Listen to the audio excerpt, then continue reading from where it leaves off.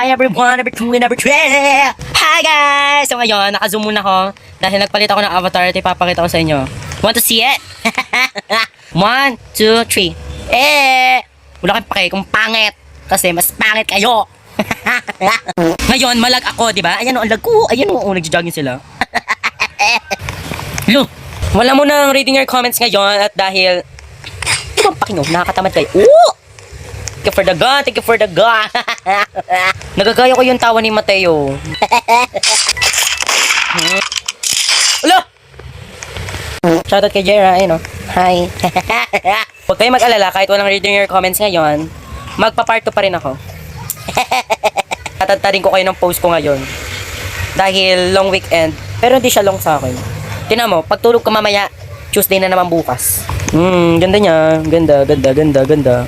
Ganda. Oh, look. Wala na, iniwan na ako ni Jera.